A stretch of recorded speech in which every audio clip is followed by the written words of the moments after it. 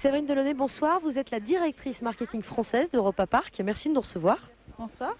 Alors bien sûr, on va s'intéresser à cette saison d'Halloween chez vous. C'est un moment important pour Europa Park. C'est un temps fort durant la saison d'Europa Park. C'est le 3e mois le plus fort dans l'année, donc très fréquenté. Grand nombre de nos visiteurs viennent découvrir les allées du parc parce qu'il y a 150 000 citrouilles dans les allées du parc, des sorcières un peu partout, des fantômes, un décor magnifique et avec le temps qu'il fait en ce moment, c'est l'idéal pour une belle balade en famille, entre amis, voilà.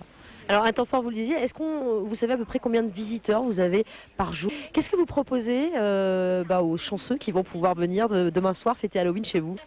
Donc en fait, on a dans différentes salles réparties dans le parc des DJ avec différentes ambiances musicales. Donc les gens viennent très souvent déguisés avec des costumes d'Halloween ou alors même sur place, ils peuvent se faire grimer, des coiffures un peu extravagantes. Donc c'est toujours sympa, une ambiance un peu lugubre mais délirante pour terminer la saison d'Halloween à Europa Park. Et du coup, pour l'occasion, la fête se prolonge un peu plus tard au parc. Jusqu'à quelle heure ça va se passer samedi? Jusqu'à 2 h du matin. Alors, on va parler encore un peu de ce parc quand même. Depuis quand il existe? Donc Europa Park existe depuis 75 ans. Donc l'année prochaine, on fêtera nos 35 ans. Donc c'est l'histoire d'une famille qui à l'origine est constructeur de manèges. Ils ont leur entreprise qui se trouve à Waldkirch, à une quarantaine de kilomètres d'ici. Et donc ils ont eu l'idée d'acheter ce merveilleux château dans lequel on se trouve là et de développer, donc de faire une sorte de vitrine pour leurs attractions et ça s'est développé en parc d'attractions avec à l'origine 12 hectares, maintenant on est à 85 hectares et la particularité c'est que chaque année nous proposons des nouveautés. Et cette année, une nouveauté complètement spectaculaire, c'est Blue Fire Mega Coaster. Donc vous êtes catapulté de 0 à 100 km/h en 2 secondes et demie. Et donc déjà 2,5 millions de visiteurs l'ont testé cette année. Alors vous le disiez, le parc là, va fermer ses portes dimanche pour revêtir les habits de Noël. En fait, c'est le prochain gros événement.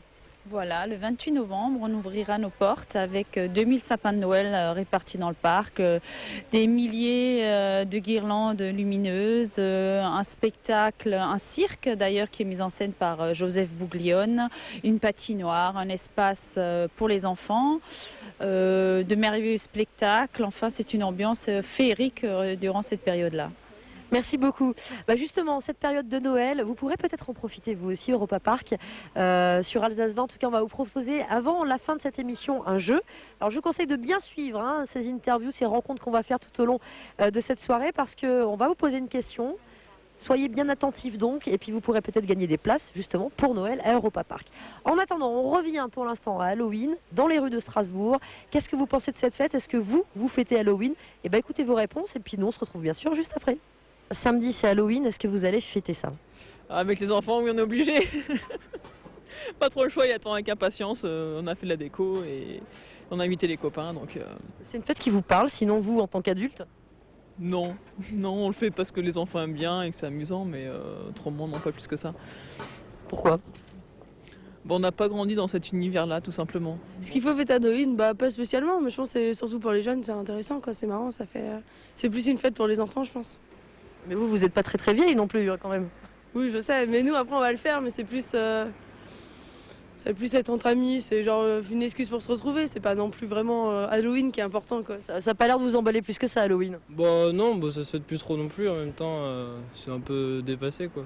Non, je trouve que c'est une fête importée et dont on n'avait pas besoin. Voilà, c'est tout. Culturellement, ça vient pas vraiment de nous, c'est pas.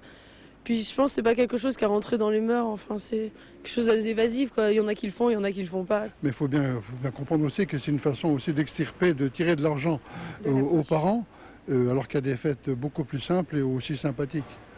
Donc inutile d'aller chercher ailleurs ce qu'on pourrait avoir chez soi. Il n'y aura pas de bonbons chez vous et pas de déguisement samedi? Pas de bonbons ni de déguisement samedi chez nous, ni pour les grands ni pour les petits. C'est surtout une fête des enfants. Pour moi je suis un adulte, je vais en profiter avec ma fille et ma femme. Mais autrement, c'est une fête qui me plaît. Je sais que peut-être qu'il y a des enfants qui vont venir frapper à ma porte, donc je vais essayer d'acheter des bonbons. Et voilà, des rues de Strasbourg, on se retrouve une nouvelle fois ici à Europa Park avec Christelle Olmy. Bonsoir. Bonsoir. Alors, vous êtes costumière et couturière ici au parc. Combien de costumes ont été réalisés pour ce festival Halloween? Environ une cinquantaine, 60. Par rapport, il y a les hôtels où on a des costumes, la parade, les soirées. Donc voilà, c'est partagé dans tout le parc. Ça représente combien de temps de travail à peu près? Un mois, environ un mois en général. Quel type de costumes différents? Alors, vous avez envie de montrer celui-là déjà? Alors, vas-y, expliquez-nous. C'est la reine des araignées, donc voilà, c'est pour la parade, il y en a plusieurs. Et voilà, il y a le petit chapeau et les accessoires qui vont avec. C'est en quelle matière tout ça?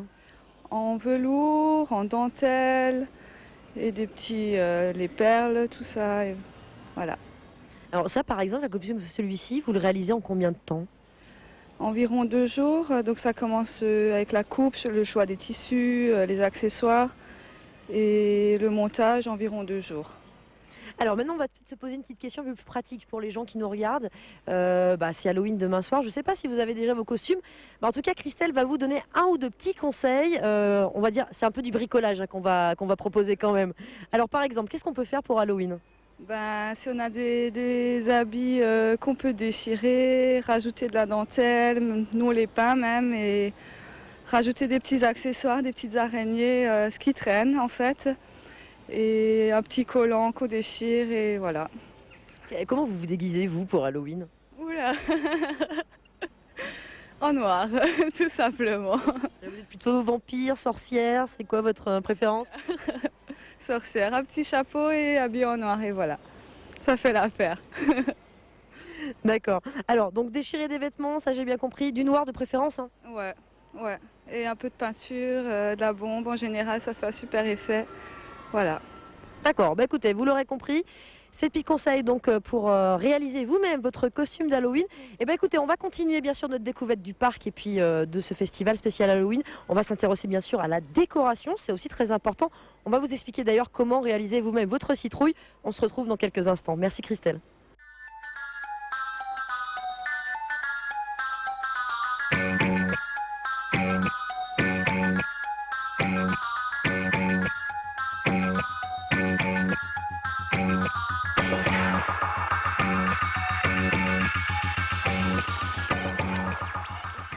Promis, on continue notre exploration d'Europa Park ce soir.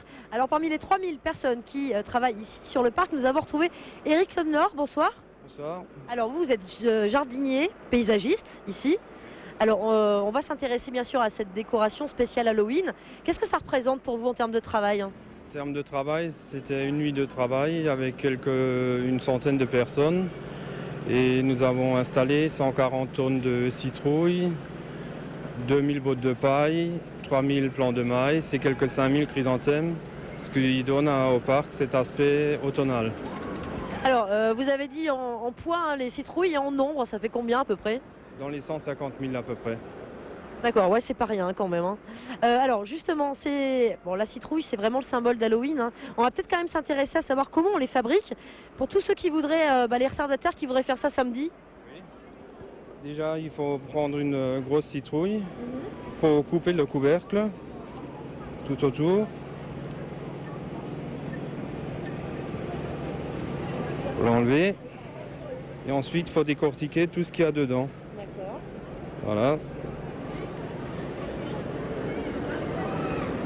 Alors, c'est un peu salissant, mais bon, ça va encore.